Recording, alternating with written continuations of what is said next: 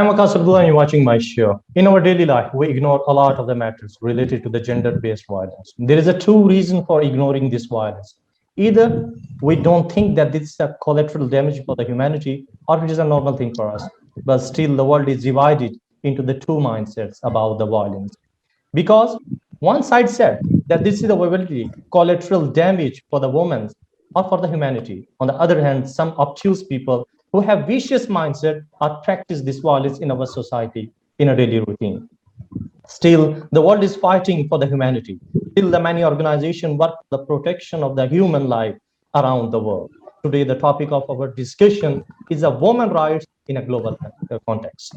What does the young generation think about this? And what is their opinion about this ideology? How did this idea come to be? Why women are the oppressed, not only in the some countries, but all over the world? Women are oppressed whether they are at war, whether they are in a normal life, whether they are in office, whether they are at home.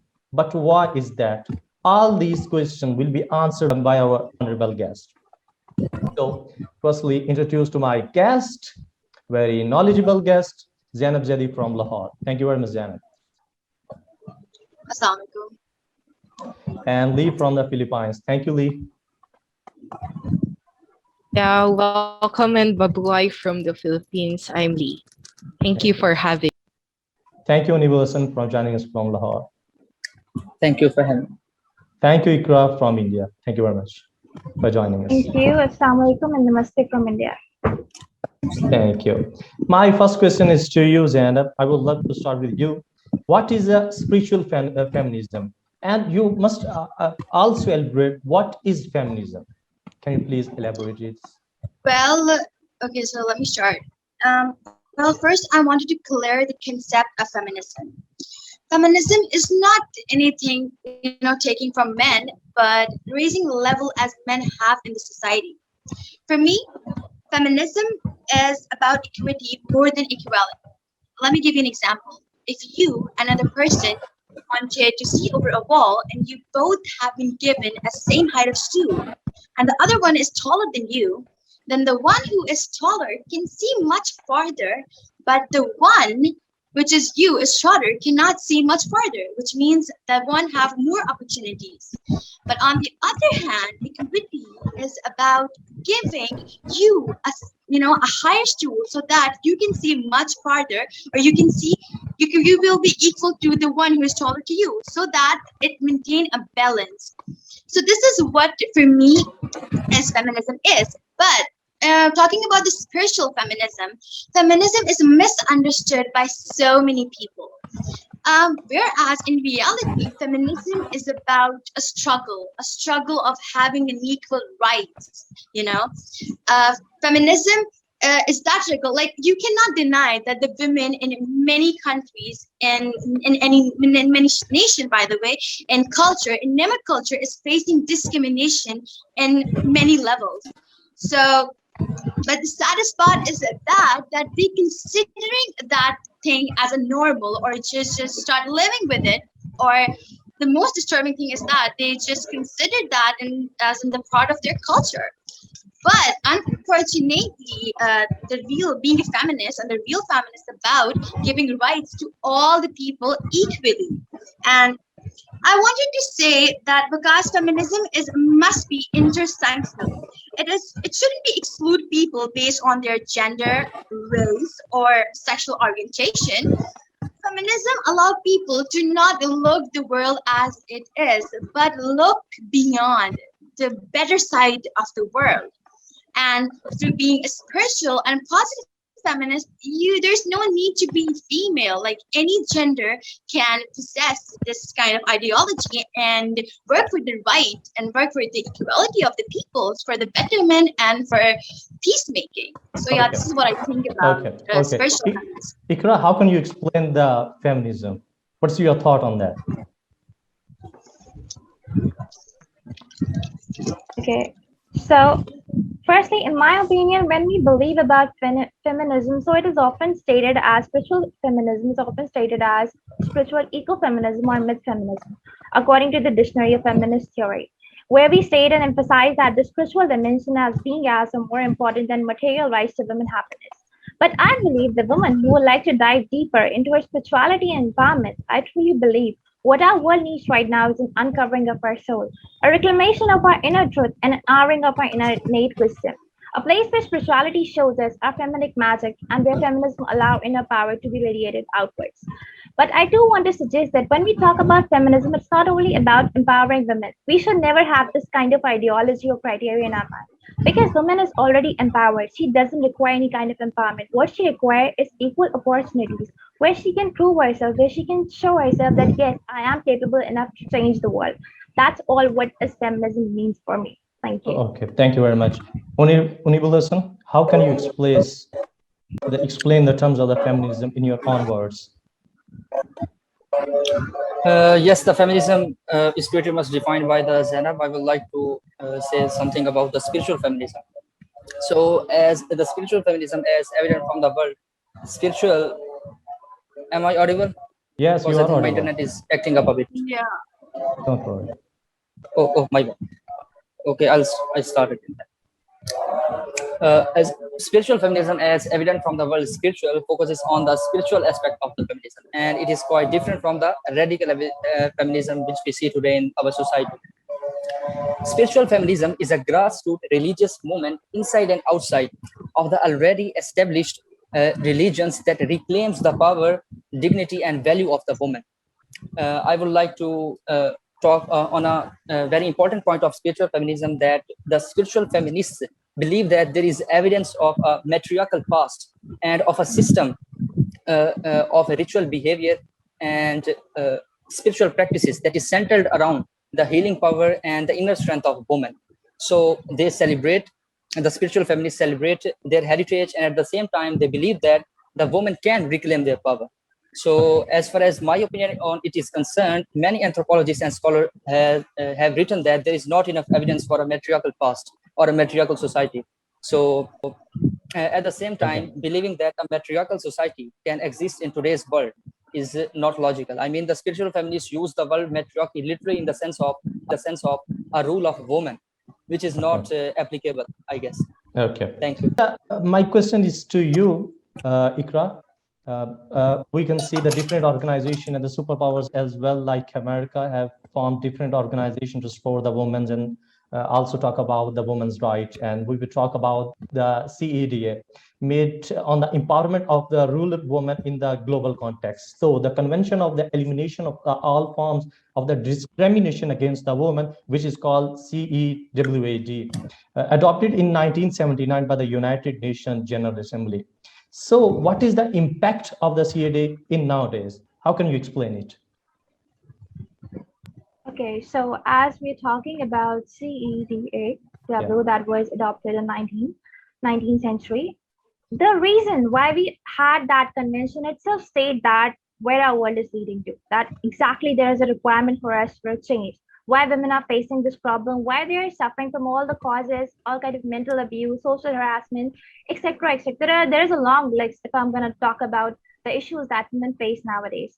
So why we are talking about the issue itself says that yes, there is a loophole in the system, in the world that we are living in, and we require a change, that there should be a change in the orthodox and stereotype thinking. But when we talk about the impact, so I manifest that thing that first of all, it has created awareness, because previously these kind of crimes which we are talking about right now, like we take some of the common cases of India or Pakistan or most of the common countries, we were unaware about that. But after the convention, the moment that has been taken by the United Nations or the international organizations, we became more aware about what is happening with the women in the world. Because we human have that kind of nature that we have a criteria that whatever we are seeing right now with our two eyes, it's exactly what's happening in the world. So we have that kind of myth. But after involvement of these kind of organization, it has created awareness. And so far, I also believe that we have seen a drastic change. I am not going to say that the cases have been reduced or the crimes that are being committed against women have been reduced, but still there has been a decline, we can say, from the past scenarios, because we were unaware about the situation, so we can't do anything. But now we are more aware about it, so definitely we can take steps towards. Okay, Zainab, I want to know from you, from your side on that topic. It is that you are living in Pakistan. You are living in Pakistan. So Well, if you can you please define the CAD in the global context, as well as you can touch it with Pakistan, what's happening right now, because we have the several incidents right well, now, like I believe, Nara Pakistan and other Waqas, things. I So how can believe you explain it? Okay, so guys, I believe that this organization is playing a very important role. I mean, we are in the need of such kind of organization. I mean, where women feel discrimination and have other, and they do not have any other option, you know. So this organization has took a strong steps in abolishing, you know, injustice in the society. And aside from that awareness, they're also working to find the victims and giving them a life to live. I mean, you know that we are living in patriarchy era, you know. So there was a need of a women to make such kind of resolution inside of them or outside for the bigger picture, or that it will be more productive and more effective for especially countries like Pakistan or India. I mean, South Asian countries. So yeah, this is what I think. Okay, it's okay. Unib, how can you explain this organization in the modernization era? Because you know that the modernization occur in the some years as well. So how can you be explaining? On meaningful enforcement mechanism and some other shortcomings is doing a good job to help raise women's legal consciousness and to help raise the consciousness of women's rights. So we are talking about the empowerment of the rural woman here and what role SIDA has performed in this. So when we talk about the role of SIDA in the empowerment of rural women, Article 14 of the SIDA serves this purpose. So basically Article 14 addresses rural women excessively and exclusively. The Article 14 states that the women in the rural areas of both developed and the developing countries should enjoy equal rights, education, healthcare, and other civil and political rights, like their counterpart, the ladies in the... Talk about the SIDA, which is formed by the United Nations, the so-called superpower in 1979. So what we talk about, is it true that the SIDA is working for the protection of the women in Afghanistan? How can you explain it, Ikra?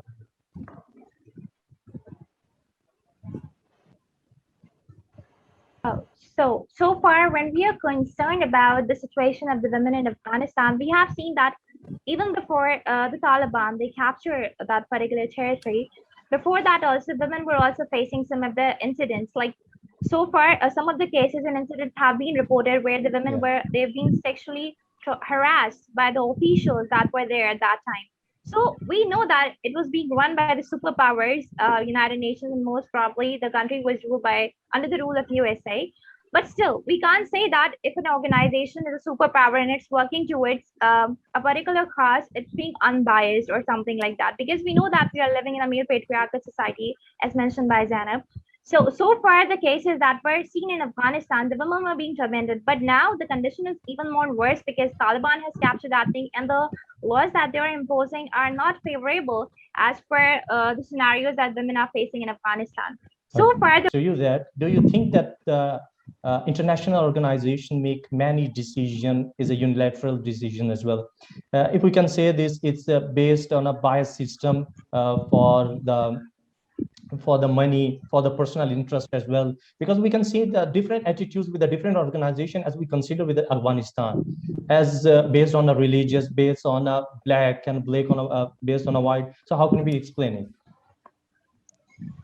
Well, what I think is that unilateral decisions, right? Well, when it's going to be unilateral, and it's a matter that many countries like you can say Pakistan or South Asian countries prefer to hang a person or hang a culprit in front of everyone.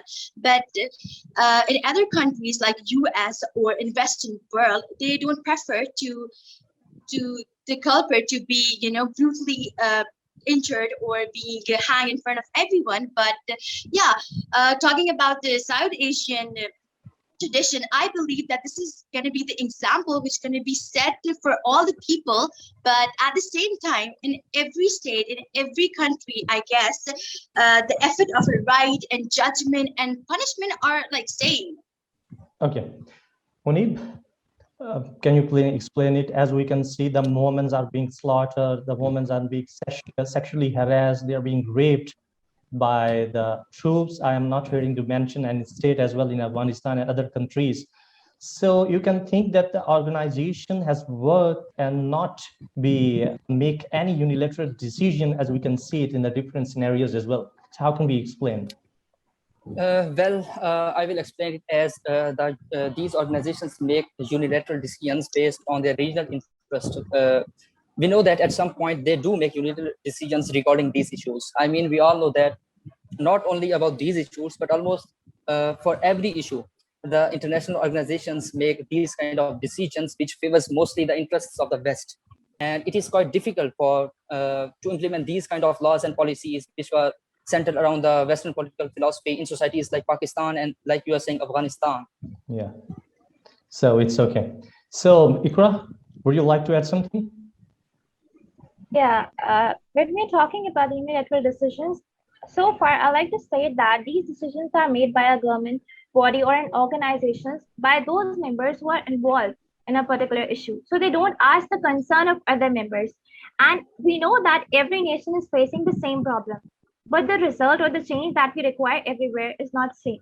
So that's why before taking unilateral decisions, there should be a consideration from other nations as well, because we require different scenarios and different changes in different condition or expects in different areas. If we consider mostly the South Asian countries or the South African countries. Okay. Okay. We are all from the Asian countries, like I'm from Pakistan, Zainab, and Honorable Asma as well. You are from India. When we talk about the Zainab case and the Nirbhaya case, which is highlighted in Spotlight as well in the many international organizations highlighted by the international forms as well. So can you please explain it? Zainab, my question is to you that we also read about, okay. yes, we can also, I guess. let me complete my question. Okay, sure. Yeah, when we talk about the Zainab case, Zainab murder case, and when we talk about the Nirbhaya case, which is highlighted later by the Ikra, so what is the impact before and after this incident? How can you explain it in Pakistan? Well, first, I really wanted to talk on that what organization playing a role in that matters.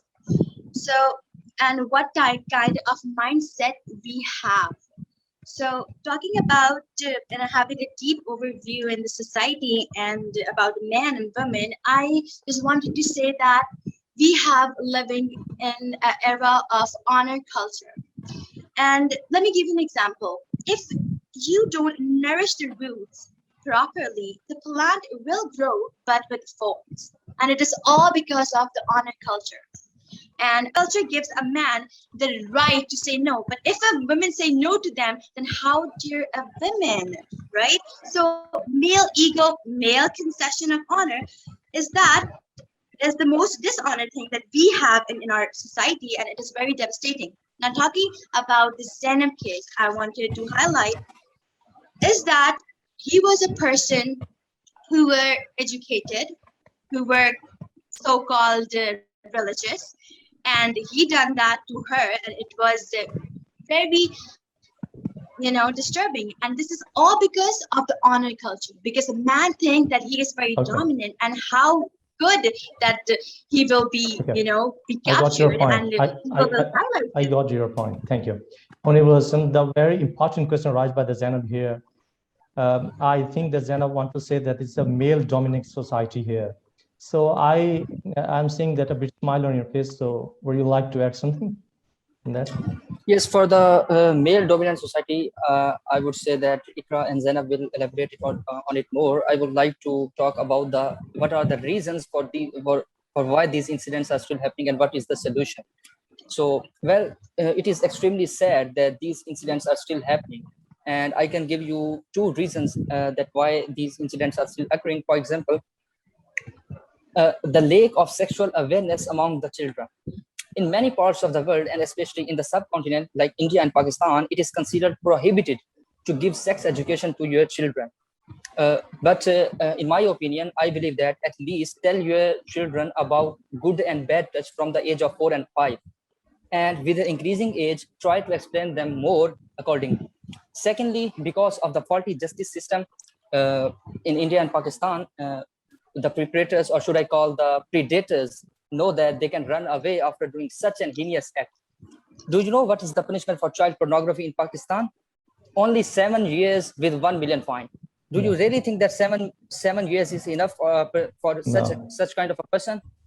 So in my end of the program, so we will talk about the solution okay. right now. Okay, Ikra, do you believe in a subcontinent where we are living, it's a male-dominant society here? Okay, so when we are talking about a male dominant society, even though I wanted to deny the fact that I believe in this, but unfortunately I can't. Yes, I believe that we have a male dominant society, but for this, I like to say that who is to be blamed for? We women, because we are letting them dominate us. We are letting them torture us. And let me be very frank about it. I have seen this thing whenever there is a rape victim or there is a case or anything that happens to a girl. So in India, even the women, the men are not going to say, oh my God, this thing happened with you, or you were responsible for this thing. But women, they are going to blame, oh, you were wearing short clothes. That's why men were attracted to you. So unfortunately, we are going, yes, we are women, and we can say that, yes, we are being feminist as well, but we can't deny the fact that males are not solely responsible for this kind of society that we are living in. That's we women are also responsible for that. Unfortunately, it's a bitter reality, but I have to say this. Yes, we are also responsible for that. Okay. Currently, many of the feminist revolts and demonstration are being considered a party or a celebration. Even by the many protesters themselves are belonging to the movement. Zainab, do you think that the current feminist revolts fulfill their advocacy role on the women's right and the social awareness? What is your opinion on that? Well, waqas, what I really think, yes, I can totally agree with you because, yeah, they are doing their job. They are trying to educate people what the real feminism is all about. But unfortunately, at some extent, you can say that today feminist groups have multiple narrative which have somehow made the importance of women in a society in a danger. We mainly focus on the solution, and feminists are mainly focused on the solution and awareness and implementation in juridical aroma. Then why not? Why not? They're no so far of establish the world where we can see the empowerment and there's the abolishing of injustice. So yeah, feminists are working, and I guess they have to be more firm in their decisions and their work. This is what I think. Okay, Honorable Hassan, you are also from Pakistan. Do you believe that the feminists are working in the right way? They are trying to support the women's right? I'm not saying that in Pakistan, but I am telling that in the real feminism is okay. What okay, I got your point, Zainab. It's I not got your about point. yes, I got your things point. Are happening in Pakistan. Yep, I got your point. So, Onip, what's your comment on the yes, question? First of all, my answer may be disturbing for some of the panelists, but I apologize for that. First, I don't think that they have doing what they should. The feminist movement itself has many problems in it. I will not talk about the feminism in the world, but as an observer of my own Pakistani society, I really want to talk about the impact of feminism in this society and their role in spreading awareness about women's rights. Firstly, many will oppose my opinion, but it's a fact that feminism is a hate movement against all men. The feminist revolves and the Aurat March has clearly proven that. Secondly, the feminist in Pakistan is clearly promoting the foreign agenda, ignoring the actual problems of the common woman we see here. The rights they are demanding are the rights of the elites and not the rights of a common woman of Pakistan. I can give you an example. For example, about 65% of Pakistani women are deprived of the basic right of education. But I haven't seen any feminists, and you can see rarely a feminist talking about this. But you can see every feminist chanting "Mera jism, meri marzi," meaning "my body, my rule." So I would rather call myself a woman right activist rather than calling myself a feminist. Okay, Ikra, what's your take on that? I just wanted to add in this point, and I completely agree that the reels which are going through in Pakistan, I don't agree with that kind of feminism. For me, feminism, as I told before, the real feminism is about that. I'm not a supporter of Mera Jism and Meri Marzi, because obviously we do have the religious perspective. But I guess this is like we are in that kind of a scenario that we shouldn't put the religious thing, because in Pakistan we are living in Yeah, Islamic yeah. Jamhuri Pakistan, so we have I think to, you both. you know, I do think things I. according to the teaching of it. I think you both So this are is what I agree. think, I and I yeah. do agree with him. Yes, I think you both are agree on a woman's right, but not agree on a slogans which is right by the earlier That is in the. happening in Pakistan, Yes, yes. sadly. Okay, okay, it's okay. So Ikra, what's your take on that? Yeah. So before moving towards the feminism, I'd like to highlight the fact that was about the Nirvana case. As we Yeah, all know that this incident happened around like on December 12, 2012, on a chilly December night, where a woman was being gang raped by minors as well. So in that case, I'd like to highlight that when we talk about the what organizations are doing, so far the justice was being served, but according to me, that was not the complete justice, because the girl, she lose her life, she lose her dream, she wants to be a doctor, she has a family to feed, etc., etc. But she's no more with us, unfortunately. And however, the juvenile, the minors who were present in that case, they were sent to a separate 3-year imprisonment. And one of the the member who was involved in the crime, one of the accused, he committed suicide, and whereas other were sent to the various capital punishments were being awarded to them. So far we know we have seen there were strikes, there were movements, there were crimes. But what I have seen personally, like when I went to Delhi for various purposes, so I saw that like there is a change in the society. Previously, because she was being gang raped, because at that time the curtains in the bus, they were not open. So the bus was fully covered and no one was able to see what's going on inside the bus. The incident happened. But now, at that time I was a student, but now when I visited Delhi, I saw that the drivers, they are really very aware about it, that no, none of the curtains should be closed, they should be properly tied up. And the officials or the members who are roaming on the road, they should have a clear look what is happening inside the bus. So that's what I have observed.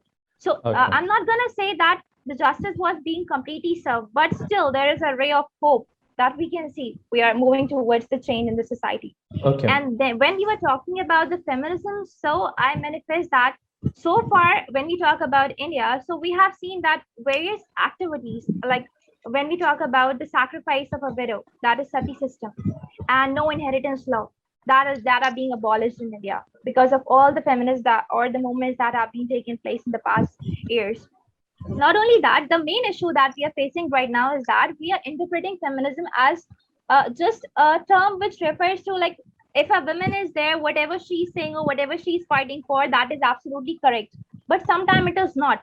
So we are interpreting the definition in on our own way, in such a way that is being like favorable to us, favorable to women. So as stated that, like, what you want to wear, I can wear it. So that kind of slogans that we are using, that is not completely acceptable. So we have to have a clear cut idea in our mind that we should not be feminist or women. We should not interpret, like, we should not use it as a favor. Like whenever we want to do something which is inappropriate or our religion or culture does not agree with that, we will say, no, I'm a feminist, I want to go with that. So what the main issue we are facing right now is just the how we are using the word feminism. okay. So we have to have a great Okay. idea about that. Okay, Thank you. Unip, as we know that this is a really essential for everyone who are trying to control these gender-based violence according to the statistics. When we talk about the statistics, 4 women experience domestic violence, and on average, more than 3 women are murdered by their parents in every society as well. So my question is to you, why the violence ratio is excessively increasing in nowadays?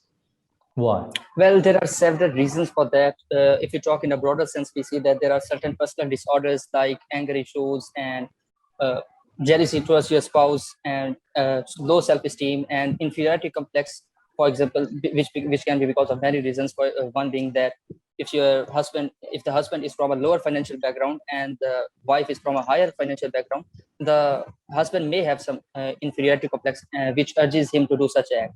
But if we dig deep, we can see that there are also some cultural and traditional beliefs which are distorted and are encouraging or triggering this kind of behavior. And another reason is that the misinterpretation of the religion can also cause this kind of effect. For example, in Islam and Christianity, some people believe that the men are considered to be more superior than women, which is not correct. So they think that they have an upper hand over the woman, therefore they can do whatever they want to. Why the ratio of the violence is increasing in our society? Okay. So yeah, there are various factors that are responsible for that, and I completely agree with some of the issues that were being highlighted by the former speaker. So when why these violences are being more or increasing nowadays in our society is basically how we can say that first of all the main reason that we are being well, in the underdeveloping countries, right? So we have financial issues. So whenever we have financial issues, we used to think that okay, whatever is happening is I'm gonna just the males, they used to have an ideology in some of the families, even the educated ones as well, that whatever financial issues I'm facing, okay, I'm gonna uh, be angry with my women, or I'm gonna abuse her, or etc., or I'm gonna ask her for dowry and all. So yeah, but we have seen this thing. If you're going to talk about the dowry system, so basically not only about the sexual harassment or the domestic violence, many of the women, they are being burned alive because she was unable to bring the required amount of the dowry to the particular family, to her in-laws. And she is no more with us. Like thousands of women are no more with us because of that particular issue that I have seen in my country right now. And not only this thing is in India. Moreover, there is one more thing, that is child marriage. So whatever the ideology that we are having, that okay, the men can be of any age, like men can be 40, 50, but he can marry a girl who is like just a 12-year-old teenager, or who is just 8 or 10. And this practice is being considered sacred in some of the, so far as I have read in somewhere in the article, Okay. that was being seen over Okay. on the National Geographic Channel. So these kind of things should be stopped. Okay. That's all Zainab, I what are want you to say. thinking about? We found different Well, organizations, different I can agree with associations Anib, as well. Yes, different but associations as well. So on the why other still hand, the violence has been increasing right now in our society? well, I agree with Anib, but on the other hand, what I really think is that it is because of the judiciary and because of the judgment, and like countries like Pakistan and India, I'm so sorry, we lag the most. Our government is like so corrupted that like families who are facing such things are, whereas families are facing such kind of brutal scenarios, but and what our judiciary is doing to them is that what they should do is that they should put the hand into their shoulder and make them to make them to realize that we will help you and give you the justice. And instead of this, what they're doing, they just became that the government can never give them a justice. So this is what I think, that the government should maintain some laws and work on that. And I just wanted to say that the social media give play a very important role. And if you talk about the Nervia case and the Zainab case, social media play a very important role. They just highlight the case and make the case stronger. But unfortunately, our government is so in lag that now they like the awareness that the social media is doing is also corrupted, and they Okay. do what they Okay. want to do. In a If you last, give me a few seconds, So I may I want to add add. something to that? yes, you Okay, go go Okay, ahead. go ahead. Go ahead. Go ahead. Ladies first, Go. because the women's. Ladies first. Okay, thank you for that. We all are equal, no ladies first. So, like I like to add that obviously we have tons of rules with us, but there is no implementation of that. So there should be implementation of rules and laws. But for that, I'll also like to add that we are living in a society where we say that yes, we are developed, but there is still an orthodox and stereotype thinking, orthodox society. Because when a woman, she approaches for justice, so her life becomes more miserable. And her parents used to think, okay, please don't tell this thing if this thing happened with you, because no one's going to marry you right now. However, she is the victim, but she is facing these kind of comments. And when we talk about government, okay, government's going to take actions, but what about the society? The society will make her life more and more miserable. They will just taunt her everywhere. They're never going to leave her house. Like whenever she's going to roam somewhere, so they are going to gossip about her. Okay, she was the one who was being raped. She suffered. Obviously, her soul was being suffered. She was tormented while witnessing that rape or whatever happened with her. And then the society, they used to torment them in a like 100 level more as compared to the pain which she felt earlier. So that thing has to be changed. Okay. That's Yes, all. Sunib, you have a few seconds for your point Yes, of view. I was about to add another reason, but I think now the topic has moved forward, so I just leave it there. Okay, thank you. So in last, what is the concluding remarks from you, Ikra? How we can eradicate this situation, this violence from our society? Okay, so when we talk about eradication, I manifest that obviously there is a long way to go and every solution is not perfect. We have to evolve with the time. we have to accept the judgments from the perspective of both men and women. It's not only about the female who is suffering. Somewhere you can say most of the cases, I don't want to highlight because we have a time constraint right now. So men are also being suffering because of the false accusations that women used to put on them. So we have to give importance to both the parties, whatever happened, and we should try to provide the justice in the best possible way. However, there should be fast track court so that the justice can be served in a faster way as compared to, like, it's not going to extend for 10 years. The victim may die at that time, or there is no use for getting justice after 10 years or 12 years. So there should be an increment in the processes. Okay, Munib, what is your last point on that? How we can eradicate it from our society? Well, I believe that there should be severe punishments for the perpetrators who oppress the woman, who rape or do violence against the woman. So I really believe that there should be severe punishment. For example, for the rapist, I really believe that hanging them publicly will be the only solution if we want to eradicate these incidents. Make them example and let other people see what should be the outcome if they ever want or ever try to do this. Okay, Zainab, what's your remarks? How we can eradicate? Well, what I think is that we should work individually. We should work on ourselves first by judging anyone else. We should stand ourselves and should find problems in ourselves, because after all, we all are humans, and we should think that discriminating the women and the men. I mean, after all, they all are women. They all are human, and so we should work on ourselves and maintain the stability and acceptance and accept things as it is, and we should accept the opinion of others, because this is how things roll, and we are living with the three kind of gender, which are male, female, and shemale, and everybody have their different prospect and different scenarios where they're feeling, so we should accept it and respect it. Okay, thank you very much for attending my show, and also thank for your precious time. You are all explaining a lot of the things related to the women's right. I'm very glad that the people like you who are very knowledgeable join my program. Thank you, Ikra. Thank you, Zainab, and thank you, Anibul Hassan. Thank you. Now the Thank you time so of much my for having show is coming to an end. You and Mit, we are programming a new topic, and until you will take care of yourself. Thank you very much, and Allah Hafiz.